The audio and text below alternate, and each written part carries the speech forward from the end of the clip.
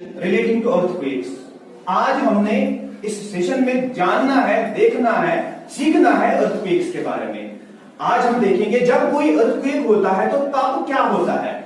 अगर हम अर्थक्वेक्स के बारे में पढ़े तो हम हिस्ट्री से देख के आते हैं कि बहुत बारी अर्थक्वेक्स हुए और उनसे लॉस जो होता है वो ह्यूमन लाइफ्स का होता है और जो प्रॉपर्टी होती है उसका होता है। तो प्रॉपर्टी का जो फिर भी वो कोई बड़ी बात है नहीं, लेकिन हमें सबसे पहले जो है हमें अपनी लाइफ को, अपनी जिंदगी को बचाने के लिए कुछ स्टेप्स फॉलो करने हैं जो मैंने बोर्ड पे पहले से राइट डाउन करे हैं। हम सीखेंगे उनके बारे में। और अगर हम अपने कश्मीर जहां पर हम रहते हैं अगर हम उसके बारे में तो इसके बाद जब हम देखेंगे जब कोई अर्थक्वेक होता है तो उसके लिए हमने जो तदाबीर लेने हैं वो क्या है।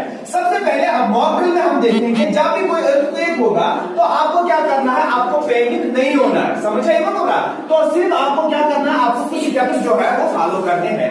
तो सबसे पहले स्टेप जो है आपको ड्रॉप का मतलब क्या होता है, आपने जहां पे आप होंगे आपको वहीं पे नीचे बैठ जाना है। उसके बाद कवर का मतलब है आपने अपनी बॉडी को किसी ठोस चीज के साथ, किसी स्टेशनरी ऑब्जेक्ट के साथ कवर करना है।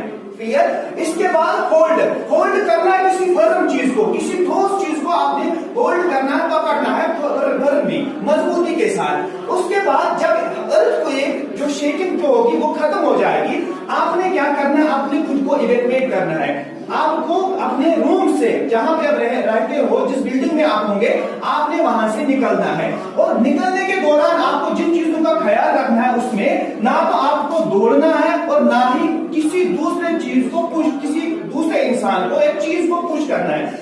आपने आराम से निकलना है। में जो फायर आता है जैसे कि लकड़ी है जिसपे आग लगती है, या जैसे कि आपके सामने ये पेपर स्टार्ट करें। व्हाइल इट इज शेकिंग, अब आपको बाहर जाना है। आराम से धीरे धीरे करके। Now it's time to evacuate.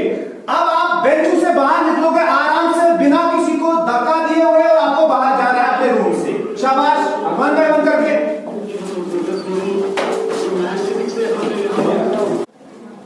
Tell me what you have learned on the ground about the mock drill. Okay, sir.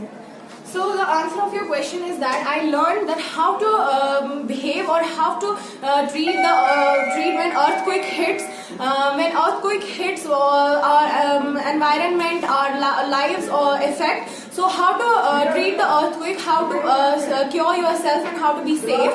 So there are various